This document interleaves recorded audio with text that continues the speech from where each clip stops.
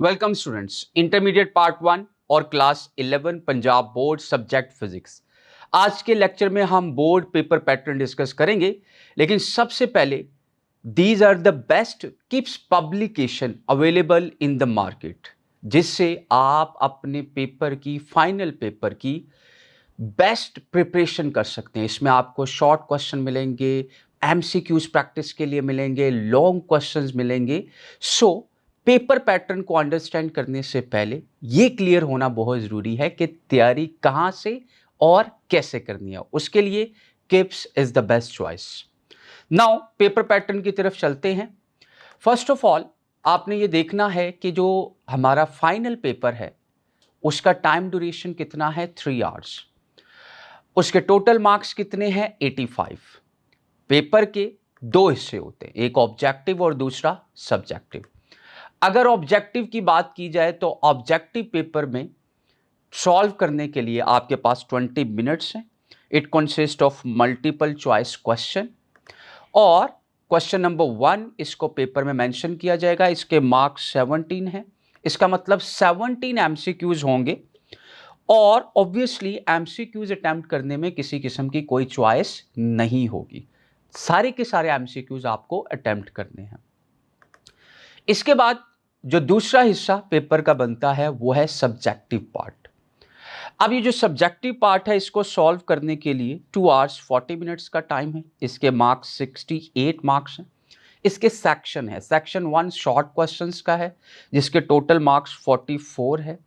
अब short question के section में 3 हिस्से हैं। एक क्वेश्चन नंबर 2 होगा जिसमें आपने 8 शॉर्ट आंसर्स अटेम्प्ट करने हैं, शॉर्ट क्वेश्चंस अटेम्प्ट करने हैं आउट ऑफ 12, यानी 12 में से आपने 8 शॉर्ट आंसर्स करने हैं। यहाँ पे 2 बातें रुक के सुनिएगा बड़ी गौर से। एक तो ये ज़रूरी नहीं है कि ऑर्डर में ही आपने चीज़ें अटैम्प्ट करनी है। अब 12 में से आपने 8 अटैम्प्ट करने हैं तो बेस्ट 8 आपने चूज़ करने हैं अटैम्प्ट करने के लिए। और अगर फॉर एग्जाम्पल आपको 12th शॉर्ट क्वेश्चन बेस्ट आता है तो वो आप सबसे पहले पेपर में लिखें। और दूसरा, ये 12 में से ही आपको 8 करनी है। दूसरे सेक्शन से आप शॉर्ट क्वेश्चन उठाकर इसमें 8 पूरे नहीं कर सकते। तो टोटल मार्क्स इस सेक्शन के 16 होंगे। 8 इंटू 2, हर क्वेश्चन की शॉर्ट क्वेश्चन के 2 मार्क्स हैं। क्वेश्चन नंबर 3 जो सब्जेक्टिव पोर्शन है उसमें भी आपको 8 शॉर्ट आंसर करने आउट ऑफ 12 और इसके भी 16 मार्क्स होंगे। नेक्स्ट क्वेश्चन नंबर 4 है, इसमें आपने 6 पार्ट्स चूज करने हैं। टोटल मार्क्स इसके 12 होंगे और out of 9 choose the best one. इसके बाद सब्जेक्टिव जो पार्ट है इसका दूसरा हिस्सा जिसे सेक्शन 2 कहेंगे, लॉन्ग क्वेश्चन का। इसके टोटल मार्क्स 24 हैं। अब आपने 5 लॉन्ग क्वेश्चंस में से 3 लॉन्ग क्वेश्चंस अटेम्प्ट करने हैं। नंबरिंग के accordingly first long question question number 5 है, उसके 2 हिस्से हैं, एक थ्योरी और दूसरा न्यूमेरिकल।